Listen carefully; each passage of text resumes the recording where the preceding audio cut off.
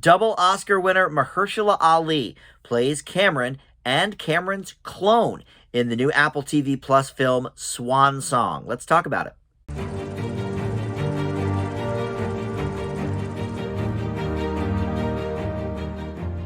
Hey guys, Dan here. This is Dan Reviews It. Welcome to my spoiler-free review for the new film on Apple TV Plus called Swan Song. There are actually two 2021 films called Swan Song. There's one with Jennifer Coolidge, but the one we're talking about is with Mahershala Ali, and it is brand new to Apple TV Plus. So we can start there. But yeah, odd that there's two movies with the exact same title in the same year. But this is the one we're talking about with Mahershala Ali. So before we get into it, I want to welcome you into Dan Reviews It. Thank you for finding this video and my channel. Please consider subscribing down below. And if you like what you're seeing here, you can like the video down below as well. That helps out the channel too. But let's talk about this film. It is set in the pretty near future. And Mahershala Ali, like I said, plays this dude Cameron. He is a husband and father of a child with a second one on the way with his wife, played by Naomi Harris, who, you know, the two of them co-starred in Moonlight together. But he is diagnosed with a terminal illness, and he has not yet told his family, but he is given a new solution, an experimental thing to replace himself with a clone that is 100% healthy, and the clone will continue on with Cameron's life while Cameron sort of languishes in this place of solitude where he can die peacefully there with his family none the wiser. And Awkwafina is here as well as Kate, the first previously cloned human. And then Glenn Close is here as Dr. Scott, the director of the whole cloning thing. So this movie is obviously, you know, a little bit cerebral. There's some heady stuff here about, you know, what is life and what gives life meaning and what we want to leave as a mark in this world. And, you know, a lot of sort of those classic science fiction questions. And it's sort of dressed up in a neater bow, possibly, than I would like. But it is directed and written by this guy, Benjamin Cleary, who I was not familiar with, but he does have an Oscar for directing a short film a few years ago. So he's got, you know, a little bit of a pedigree with that, but this is his first ever feature-length film. You know, I enjoyed this concept. I thought it was very interesting.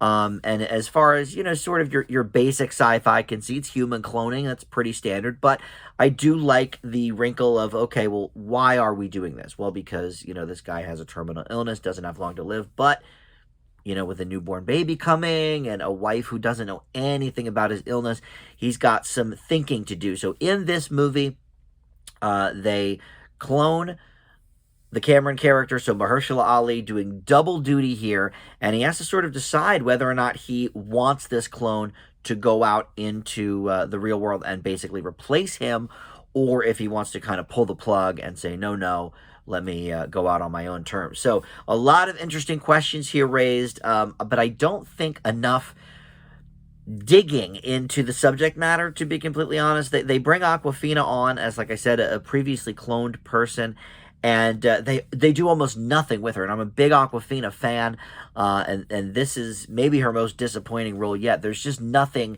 really to her character.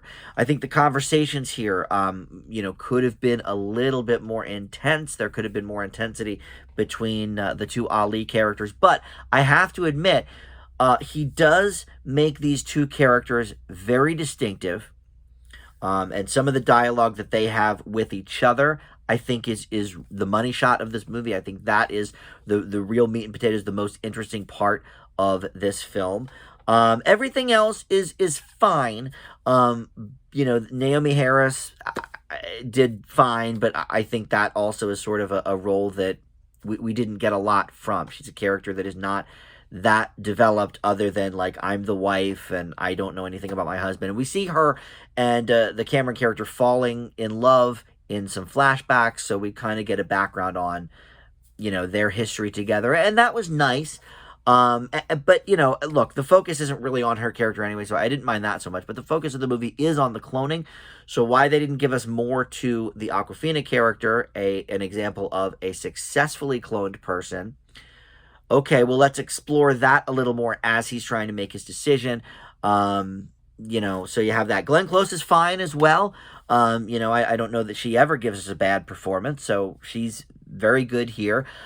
We never quite, I don't know, get a full motivation for what brought her to this, especially since, you know, we can't really tell the outside world about it.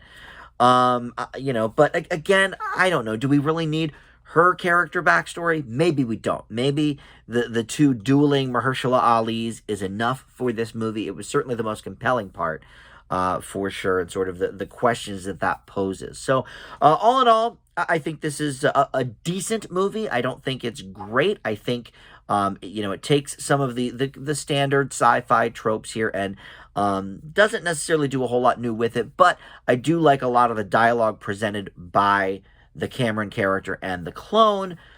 All the other characters, I'm not sure if they were as fleshed out as I would have liked. So for these reasons, I will give Swan Song, the Benjamin Cleary film, a B-. Mahershala Ali doing very, very well for himself. You know, he keeps finding himself at the awards table. I don't think, you know, this is going to be one we need to dive into for the Oscars this year, but it's a decent enough movie. I think if you've got, you know, an inkling to see it, I don't think it's going to be a waste of time, but I did definitely want a little bit more from it, for sure. But yeah. So we will leave it there. Thank you for watching, and we'll see you next time. Bye.